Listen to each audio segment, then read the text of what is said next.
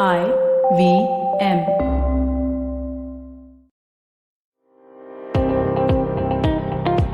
Welcome to All Things Policy, a daily podcast supported by Pragati, a flagship media initiative of the Takshashila Institution. We're a bunch of policy nerds based in Bengaluru, and we like to bring a fresh perspective to Indian affairs and an Indian perspective to global affairs. So grab a cup of coffee, sit back, and join us for today's chat. Hello and welcome to All Things Policy. My name is Rohan. I am here today with Pratik and Sapni. We are approaching the end of the year rapidly, and Lord knows where it's gone by. Now, we've covered a lot of stuff in tech over the year, stuff including antitrust, including data protection, including intermediate liability, and we thought it might be a good idea to look back at the trends we saw and then also look forward into what we can foresee coming in the future. Of course, time will tell how things develop, but we can do our best and make educated guesses. Now, if you like the kind of things that we talk about on this podcast, I recommend checking out Takshashila's courses on public policy. Applications are now open, and we will put a link in the show notes below so that you can check us out. Pratik, Sapni, and I, all of us will be involved in those courses. So, yeah, looking forward to seeing you there. Pratik, Sapni, hi, welcome to All Things Policy. How's the year been? No tech related developments, I assume. Everything was quite calm. Yeah, it was quiet. Yeah, absolutely nothing happened. We were twiddling our thumbs. No, but seriously, yeah, it was pretty insane, right? The amount of development every day that one needed to keep track of got pretty overwhelming at times. But yeah, it'll be fun to take a look back. I don't know how wise it is of me to confess on this podcast, but there have been times on some policy, all things policy episodes where Pratik and I have showed up and said what should we talk about. But this year we did not have that. We did not have that. Let's say bandwidth because stuff just kept coming one after the other, either in the US or in Australia or in India. So let's sort of break this down into categories and go through them because I feel like there is some value in doing that. And Pratik, of course, has made an excellent note. I've gone through it. I read everything that he writes, and it's just a joy. So let's begin, Pratik, with the IT rules because I think this is a debate that I have been involved in for a few years now. Just I was also on a panel in Media Nama some time ago. Oh no, that was for a different thing. Regardless, the IT rules are a draft of them was out some time ago. The changes were out. Now we've got a different set of changes, and it's quite something. So Pratik, why don't you take us down what happened with the IT rules this time around? Yeah, so I mean, without recapping the whole thing, right? Ultimately, the rules as they are called now, I think the intermediary guidelines and digital media ethics code, they were introduced in February this year. Even though it seemed like a different year, the way things have gone by. But what was interesting, as you said, it was significantly different from the version that was put out for public consultation a couple of years earlier. And again, without again fleshing out all the details, in theory, it was pretty close to some of co-regulation proposals that you see, where there is some part of self-governance with an oversight mechanism that the state where the state kind of comes in. But there have been clauses which are now being termed as hostage taking clauses, right, where you need employees in person or on the ground in certain countries, and a number of countries have passed these kind of laws or have proposed them, and they've sort of earned themselves the moniker of hostage taking law. There's a bit of an encryption, etc., but I think that we'll probably come to later. The other interesting part about this is that certain parts of this have been stayed, right, by various high courts, and this is specifically to the ones pertaining to digital media, right? And I think it's specifically section 9, 1 and 3 that have been stayed. But what struck me most about these rules when they came out, and with various discussions, was that in many ways this fundamentally changes the way a lot of Indian citizens interact with the internet, and perhaps it was better suited for a long term legislative process rather than just being enacted through these rules, right? As an executive rulemaking kind of approach. Having said that, if you followed the winter session of the parliament, the legislative process is not foolproof either, right? So it's going to be an interesting thing now to see, how various clauses are implemented, various rules have been implemented.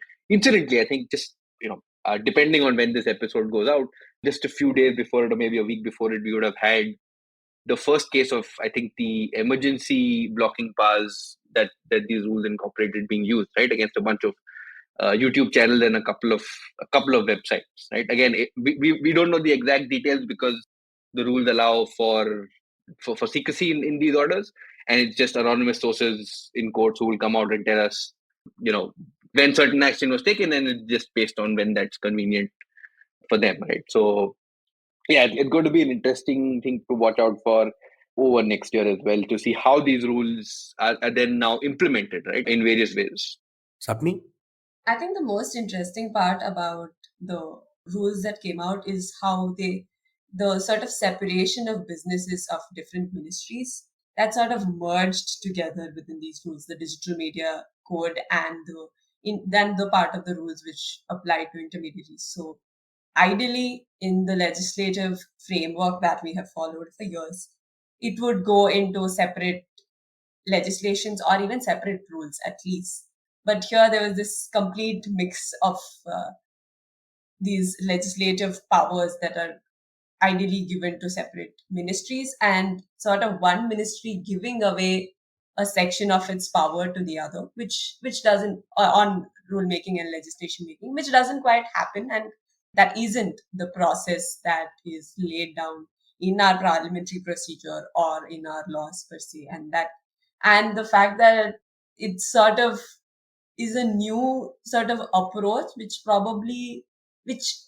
could not be very legal in the strictest of its senses, but that happened is quite something. So it speaks about how legislation making in our country, particularly in a space like the internet, on regulation of the internet, how that is very jumbled up, and thought that goes behind it is probably not nuanced enough. And but I think I might probably disagree a little with Pratik on the fact that we might have wanted to go through an entirely separate legislation for intermediary guidelines in itself. I think, to me at least, it appears to be within what the IT rules are supposed to do, but a revamping of that structure of the IT rules, I mean, the IT Act and the rules within that definitely is something that we should look forward to, and that's something that is necessary. But I don't think a completely different legislation might work, because laws generally are at least attempted to be made technology neutral, or to stand the test of time. So that might not be very easy if we keep on making separate sets of legislations each and every time. Yeah, fair. And I think when I said that, I meant to say that this should be under the under potentially a revamp of the whole IT Act, which I understand is a much longer term process. Right? So there were certainly trade offs to be made there as well. Yeah, I'm with you in the sense that we don't need a new law for everything. Excellent. Yeah, that makes a lot of sense. I think before we go to commercial break, one other thing that I would like to raise is Pegasus, because it's been an interesting year for Pegasus. I think we found out about it a year or 2 years ago. What really time is anyway? It's been a wild ride because it's led to a conversation on surveillance reform and sort of how different foreign entities can sell to government and so on. So, what have you guys thought about the developments in this sort of case study so far? Right. I mean, an immediate short answer to that question would be that there haven't been a lot of development in that area, but particularly with respect to surveillance reform. While the Supreme Court has appointed a committee which is looking into the specific case of Pegasus, and even there was a committee appointed but in West Bengal by the government of West Bengal, which also was supposed to look at the same thing, but the functioning of the committee is currently been stayed by the Supreme Court because there is already a committee the Supreme Court has appointed. While that sort of procedural work is happening, I don't think there has been a lot of conversation in India about how we will reform our surveillance mechanism, which currently it will apply effectively only for telegraphs and telegrams. And it hasn't even made enough progress to address the concerns of phone tapping well enough, even if we look at the decision, the very famous POCL decision, which sort of helped make some changes, but that's again been not effective. So our laws, our surveillance framework, surveillance regulation framework has definitely not kept up with the times, with the changes in technology. And but again, the challenge of Pegasus is something as intrusive, something though if or when procedural roadblocks are left for such a technology, will that make a difference? Is a question that is still yet to be answered because of the nature of the technology itself, right? While there are other countries in France and the US sort of has temporarily banned the NSO group, etc. But how do we, in practice, how that works out is something we have to see at a global level, and particularly and in India, I think by the end of this month, ideally the said committee is supposed to submit a report to the Supreme Court, and we will see how that happens. And I'm hoping there are changes. The committee suggests that the framework, the legal framework, really catches up with the technology to the best of its ability, right? Like procedural safeguards, which are very minimal right now. I hope that changes, and that changes very soon, because such intrusive technologies are not going to wait out. There's no time to wait that. Yeah, I think the only thing I'd add here, at least looking forward, what's going to be interesting to see is whether this has any larger implications for the surveillance industry per se, right? Of this form. Yes, NSO itself seems to be under intense pressure, as something said. The US has blacklisted it. I think WhatsApp had already taken it to court. I think Apple has filed a suit as well. And it seems like, I think the report suggests that they also the NSO itself wants to offload the Pegasus business unit. So while it looks like this particular company is under pressure, will there be larger scale implications for the surveillance industry as such?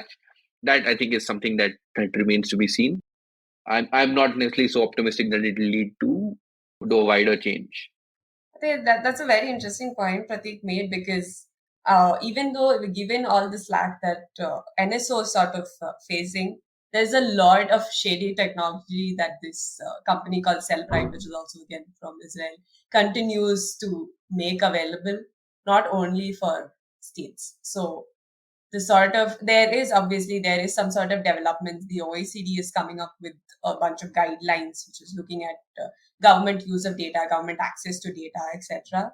But it's going to be a long drawn process. And again, I don't think in the next year something marvelously different might happen. Right. I think we're looking at quite interesting times ahead.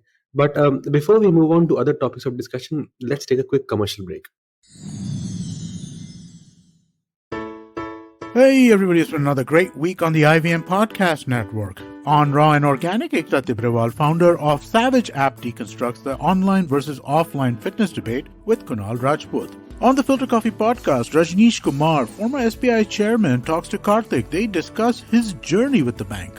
On Smarter with Sid, learn how to spot the most obvious thing with the help of the invisible gorilla experiment. On Marathi Kirkitun, Rajiv and Manik reveal the flavor of G.D. Madgulkar's lesser-known poem, Visartha Visrena. And on Hansvani, hear how a lonely man finds a purpose to live in the story Kachara Baba. Do follow us on social media. We're IVM Podcast on Twitter, Facebook, Instagram, and LinkedIn. And remember, if you're enjoying this show or any of our other shows for that matter, please do tell a friend. We'd also really appreciate any ratings or reviews you can give us on any of the platforms that we're listening on, whether it's Apple Podcast, Spotify, or IVM Podcast app. Wherever you're listening, do let us know that you are listening. I'd also like to remind you all that we have a number of YouTube channels where a number of shows are available. You can go to ivmpodcast.com/YouTube to check out what channels we have. And finally, we'd like to thank our sponsors this week, Cred, Bank of Baroda, CoinSwitch, Kuber, and Intel. Thank you so much for making this possible. Hi, welcome back to All Things Policy. We got Pratik and Sapni here. And I think we've discussed two of the most important issues in recent times. One thing that we have not been able to get to is data protection, because it was sort of a monumental year for data protection, and then it also wasn't, because we are one step away from getting a data protection law. And I was listening to an interview by Rahul Mathan, and he said that we've been one step away for a while now. And this totally seems like the final one step, but we'll see how it goes. So, Pratik, Sapni, can we have your inputs on how this thing has evolved and what happened this year? Just the fact that we've been one step away for 4 years. We had our first bill we got was in 2018, which we hoped would pass in 2019, and we're moving on into 2022, and still we're probably looking forward to covering that one step. It's taken us years, but I mean, I am appreciative of the fact that this has led to a lot of conversation, and it's not been a bulldozed law in the strictest of its senses, right? And because given the number of laws and the way laws are these days getting passed, this particular bill, at least, this particular law, at least, has not been bulldozed the way, and and rightly so. It should not be, like, no laws should be, but the sort of, as you said, monumental effects that this particular regulation, this particular piece of legislation can bring in, it's huge. So it does need sort of like intense discussions, deliberations, and it could be long stretched. And while there are a lot of flaws, incredible number of flaws, but I'm only hoping that these flaws will get mended through the time that we have, and by the time the government presents its version of the bill. Now, the Joint Committee of the Parliament on the Personal Data Protection Bill 2019, they recently presented their report and the bill, and there are a lot of red flags and a lot of concerns. I'm sure Pratik will elaborate on that. But yeah, I'm only hoping these changes. I'm trying to be, I don't know, falsely optimistic. I'm hoping I'm not falsely optimistic, and my optimism comes into reality only to bring some sort of optimistic reality. But I'm not very sure about that, given the way the data protection bill, even the JPC's bill itself, right?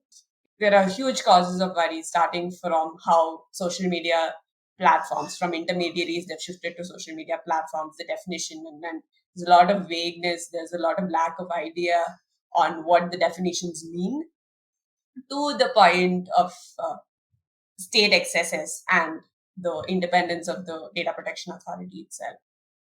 It is a big spot of concern for us as people who watch tech policy, and as individuals generally, right? As datafication only is going to increase, so it is a big point of concern, and I'm not. While I'm happy that there's some movement towards having a legislation, these flaws should not be overlooked at any cost, in my opinion. Yeah, I think Sapni covered very well. I'll just add one common thread with the IT rules, right? Was that once again the version that we're seeing now is very different from the one that seemed to have been put out for public consultation. And again, now there have been calls for another phase of public consultation with this version of the bill. I don't know what will happen there, and if there is one, it may again lead to a delay in it being tabled. So yeah, so we'll see how that goes. But hopefully next year we should have some sort of data protection legislation. But I think the red flags that Sapni pointed out, right? I think those are certainly things to be extremely wary of, and something that we should keep trying to address, right? Through various forms of consultation or through advocacy, etc. Something interesting, but out of the JPC report, is how the mandate of the bill has really expanded, right? So it started from personal data protection. Now it is a data protection bill, and the bill goes heavily into regulation of content on social media, which is again intermediary liability, which is outside the realm of the mandate of the committee itself. And further, it also, very interestingly, the conversation around algorithmic governance, which has happened through, I mean, I'm sure we will talk about the Facebook file. So through that has come into this report as well, where the government has the government and members of the parliament have started to look at this as a vehicle for all sorts of reforms that they think are reforms, to bring that into the legislative framework. And that's also something I think we should keep a note of. Yeah, I think one thing that I would like to add here is that I remember when the first Justice Sri Krishna committee report came out, and then a subsequent draft of the bill was released. People were quite mad that a lot of it seemed to be. People called it Orwellian at the time, Then when Meaty came out with the draft, people were like, "Oh, this is even worse." And now again, the cycle is repeating. I find it, my personal views aside, I find it strange. I feel like there's no right way to do a data protection bill. There seems to be a lot of wrong ways to do it. And I also remember one of the things that people did talk about in the initial drafts was that you can't regulate non-personal data from a personal data protection bill. So the response was to drop the personal data protection bill and call it a data protection bill, which I think is just hilarious and sad at the same time. So make of that what you will. But it is we really live in times that are going to be made more interesting when the DPA is formed, because even before its formation, we've had a lot of opinions on how it should be constituted and how many members are enough, and whether or not we should have state DPAs. So this is a conversation that promises to surprise and to some people delight in the. Rohan, are you going to be on the DPA? No, I don't think I've got the invite. So, but they should know that I'm Twitter verified now, so that with that comes a lot of credibility, and I'm sure they would like what I have to say. With that, let's move on to some meta stuff. When I say that, I mean the Facebook files and whistleblower dynamics and employee activism that saw really a rise this year, because some of the reporting done by the Washington Post in the Facebook files has been fantastic. Frances, I'm absolutely going to murder her name. It's Frances Haugen. Um, he had a monumental impact, and also at the same time, everyone said that it was completely expected of Facebook to do this little for user welfare and so on. So let's talk a little bit about that, guys. So yeah, so minor correction there. Right? The first set of Facebook files came out on the in the Wall Street Journal, and then a consortium was formed of a larger bunch of media outlets that then included Washington Post and many others, who then put out, I think, at one point easily over 100 stories, right? But yeah, I think we've already done an episode on this, so again, I will not rehash the whole thing. But I think what was interesting to me is at least the follow-up conversation that have happened, right, from the revelation that initially came out, which I think, like we've said, if you're following the space, a lot of it was not necessarily surprising. Yet at a time where transparency is generally missing, right, from public discourse and in terms of various actions taken by a lot of these companies. But at times like this, I think internal knowledge coming out makes a lot of difference to that, right? The other interesting thread to pull on here is in terms of what incentives this creates for whistleblowers themselves, right? And this is something that's being intensely discussed in the digital rights community right now. Is that what incentives are we creating for whistleblowers? Is when they come out with these revelations, how do we consider what they are putting out there, right? Do we look at them for just the information, or do we look at them for solutions also, right? And I think most people will say that you look at it most from an information perspective and not look at them from an advocacy perspective. But this debate is going on as well, and I find that, I think, extremely interesting, because when you also consider what's happening with Frances Haugen and how she's gone and given testimonies to a lot of in a bunch of different places, and made some statements that a lot of people oppose. So it's going to be interesting to watch how that unfolds. But I think Rohan made an interesting point. Right? In general, there's been an increase in employee advocacy, or and getting internal pressure to get a lot of companies to act, right? And I think that trend is only going to increase going forward. And it's going to be interesting to see how companies push back, right? Because again, historically, we've seen that there has been retaliation, right? Whether it's been Google, whether it's been Apple, they seem to have found other ways to get back at these employees who have raised their voices. So I think this back and forth is going to continue, but yeah, we'll have to keep watching that. I'm hoping this sort of, has some sort of effects on these draconian non-disclosure agreements that most companies get their employees to sign.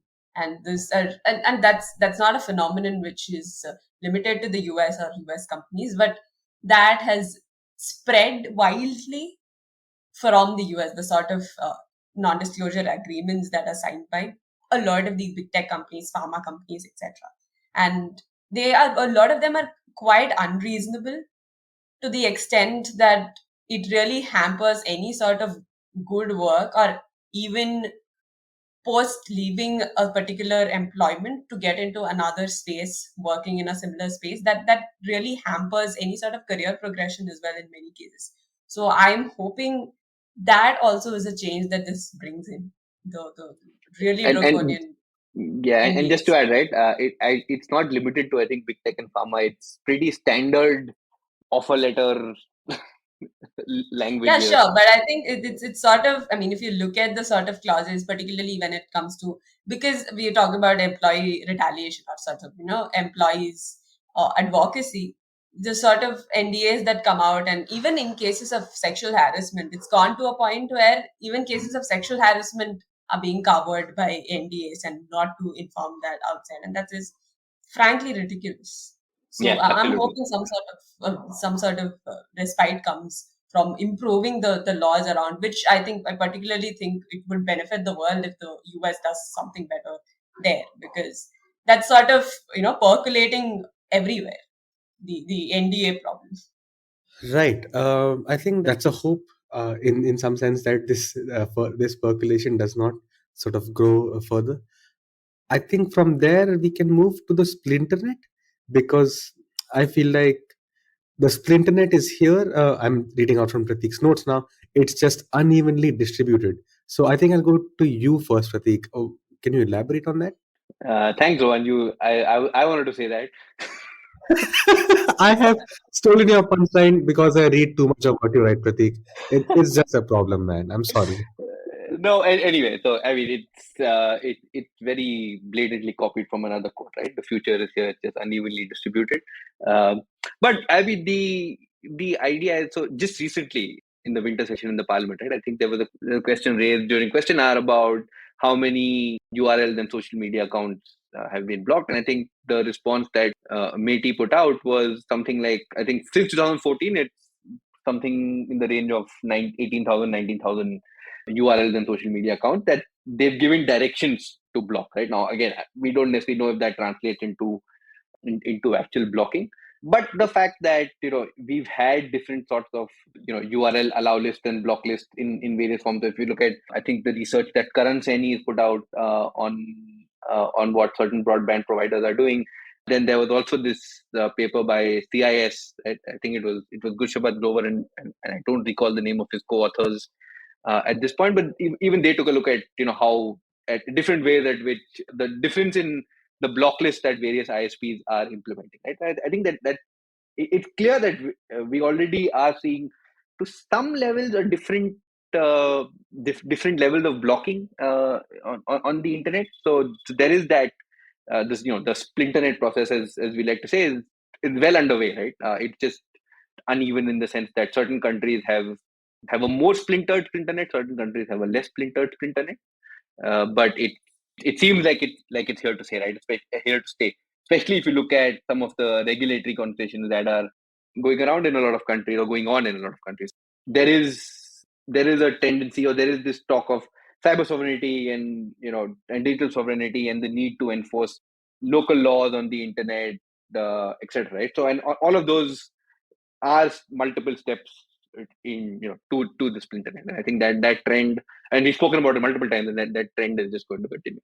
And I think it's probably interesting to refer back to an episode we did a couple of days back on the internet shutdowns report, right? I mean, our parliamentarians don't seem to be very interested in stopping the onslaught or the incoming further splinterneting of the internet, because they're also probably of the opinion that you should do certain blocking to make lives in India better. So interesting times for splinternet. I think that sort of leads us very nicely to one of our final segues, which is legislative momentum. Because, see, I think I, at least, and a lot of people around me, take it for granted that we'll have new laws, we'll have new bills and new drafts to sort of regulate tech companies and mitigate the impacts, the negative impacts that they have. And it's, I think Scott Galloway said it, that Amazon has more lobbies in Washington than there are sitting US senators, which is an incredible stat if you think about it. So it's I think it's underrated how legislative bodies sort of are constantly trying to get regulation out that can seek comments, build on that, and we've seen this happen in Australia and across the world, in the UK, in India. So, do you guys want to talk a little bit about this legislative momentum and how it's kept pace in 2021? Wait, first I want to pick on that quote.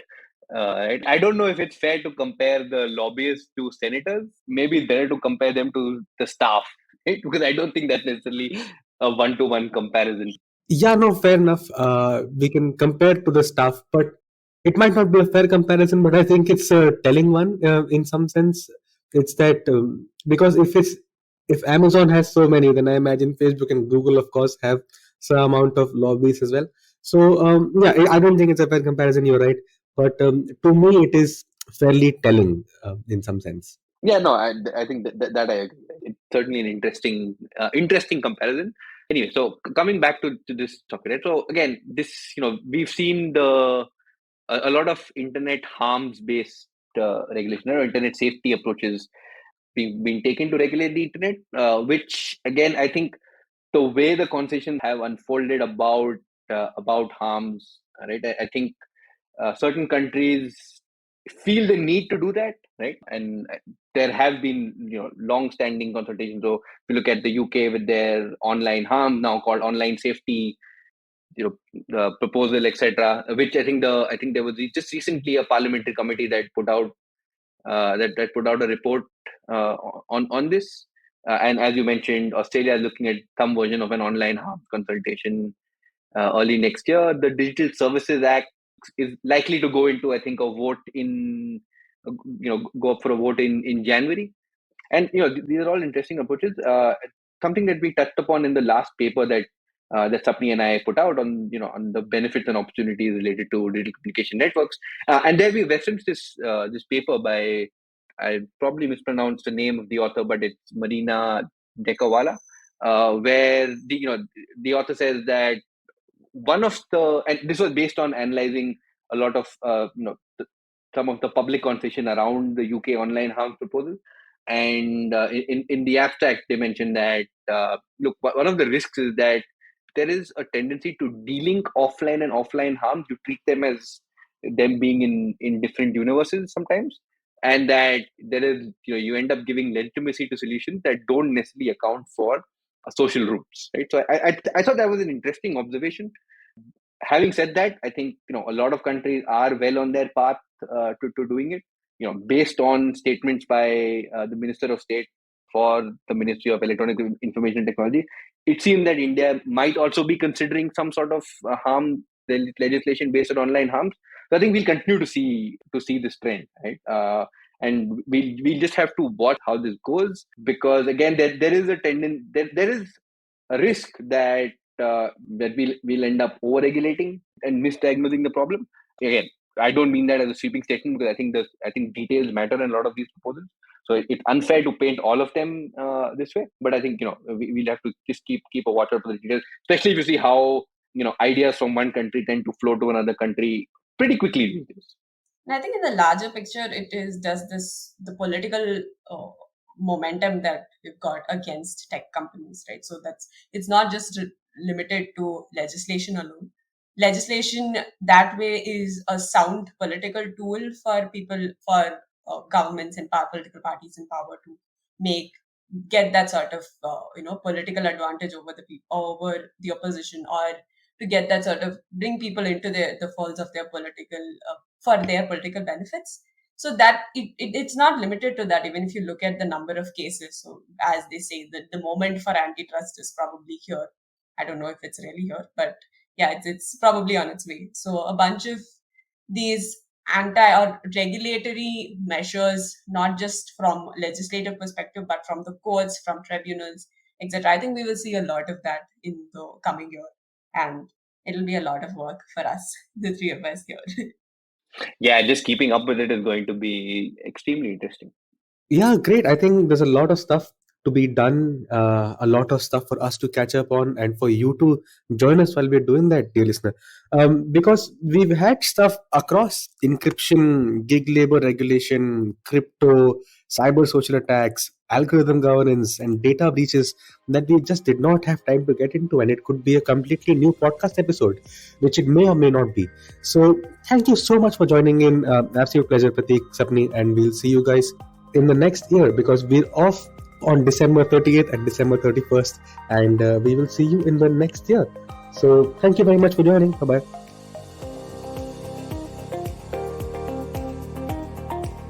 If you liked our show, don't forget to check out other interesting podcasts on the IVM network. You can tune into them on the IVM Podcast app, ivmpodcast.com, or wherever you listen to your podcasts. You can also follow IVM on social media. The handle is @IVM Podcasts on Twitter, Facebook, and Instagram. And hey, if you'd like to dive into Takshashila's research on technology, strategy, and economic affairs, check us out at our Twitter handle @TakshashilaINST or our website takshashila.org.in.